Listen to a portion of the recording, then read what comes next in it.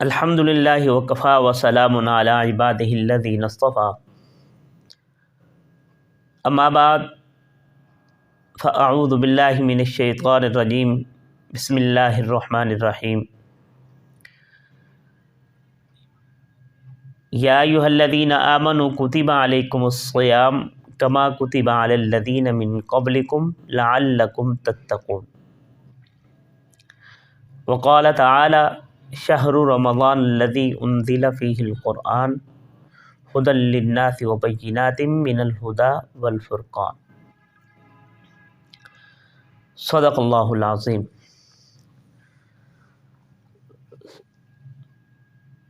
سامعین ذی وقار، بزرگوں اور دوستوں،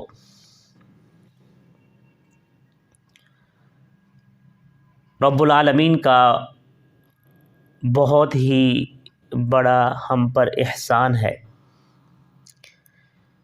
کہ ایک مرتبہ پھر اس ذات باری تعالیٰ نے رمضان المبارک کا برکتوں والا، رحمتوں والا، عظمتوں والا مہینہ ہمیں میسر فرمایا،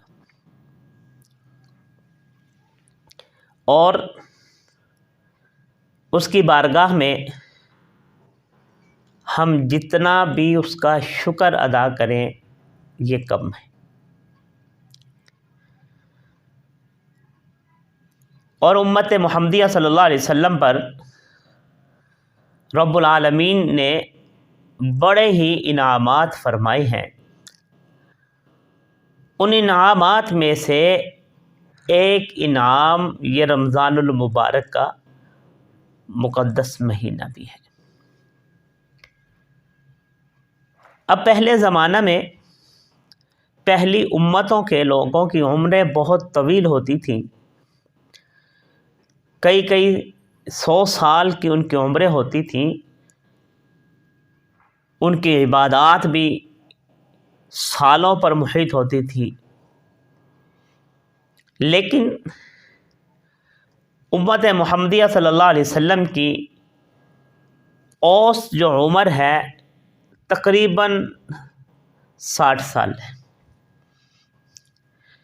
لیکن اس امت پر رب العالمین نے انعام اتنا فرما دیا، احسان اتنا فرما دیا کہ اس مختصر سی جو یہ مدت ہے، عمر اس کو عطا کی امت محمدیہ کو،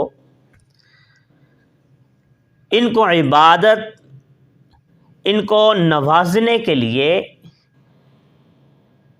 رب العالمین نے ہمیں اس امت کو بڑی بڑی آفر دے دی،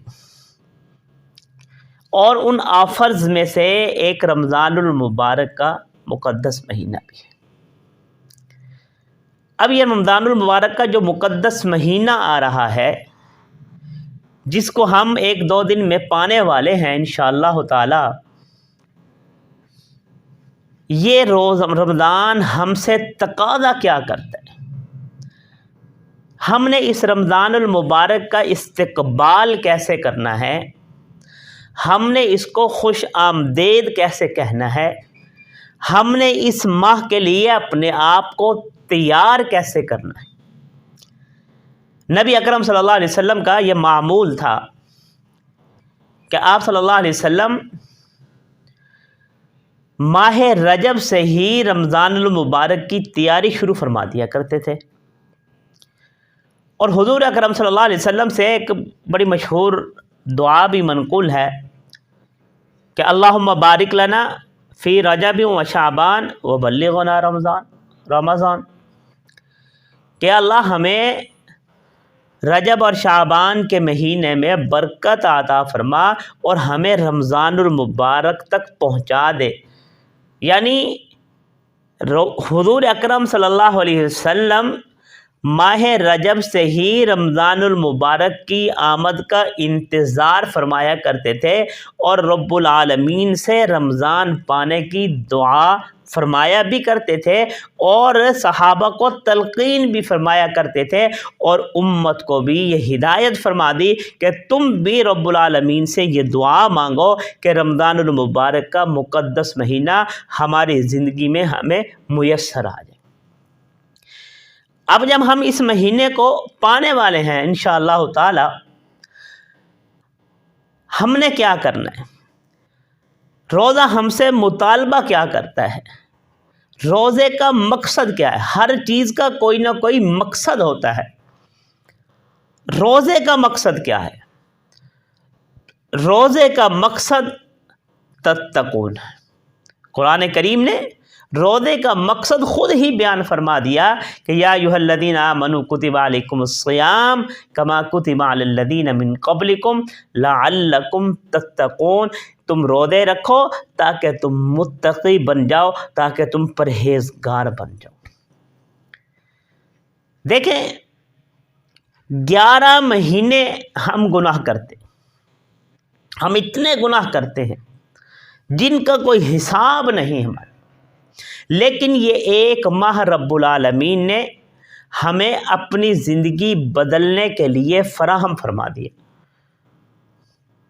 جیسے کوئی مشینری ہوتی ہے نا، جب وہ ایک مخصوص مدت تک چلتی ہے، چل جاتی ہے، تو پھر اس مشینری کو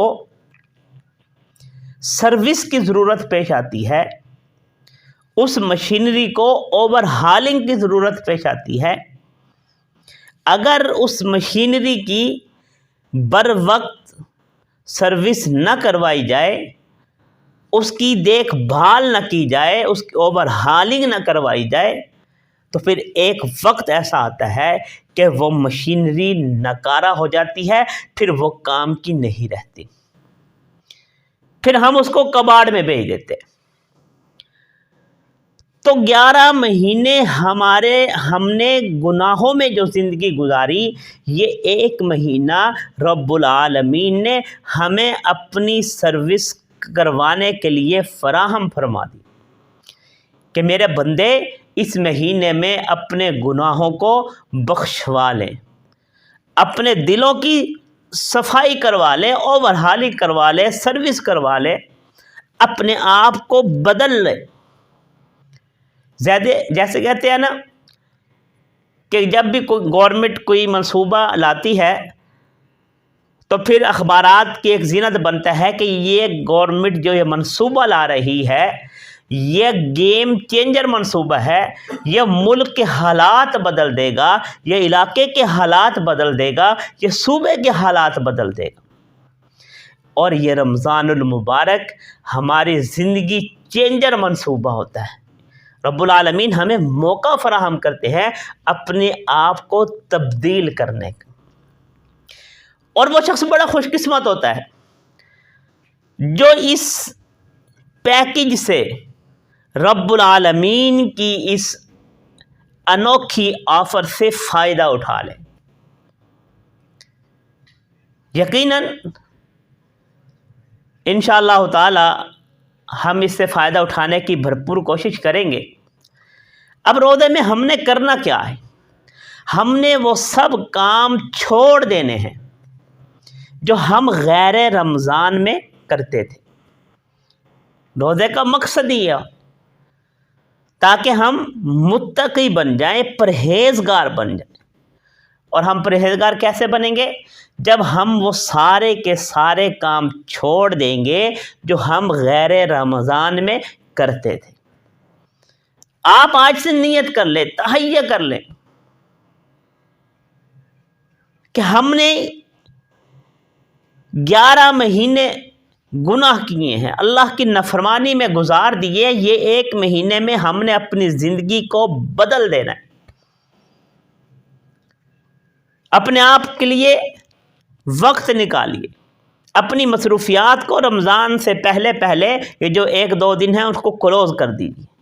یہ ایک مہینہ ہمیں رب العالمین نے جو انعام کے طور پر عطا فرمایا، اپنے آپ کو بالکل فارغ کر لیں اللہ کی عبادت کے لیے۔ اور پھر اس رمضان المبارک میں آپ قرآن پاک کی تلاوت کریں، آپ نوافل پڑھیں، ذکر و اذکار کریں، اور نہیں تو کم از کم اپنے آپ کو گناہوں سے بچانے کی کوشش ضرور فرما لیں۔ آج یہ ارادہ کر لیں کہ ہم نے یہ رمضان المبارک کا جو مہینہ ہمیں میسر آ رہا ہے، ہم نے اپنی زندگی کو بدل دینا ہے۔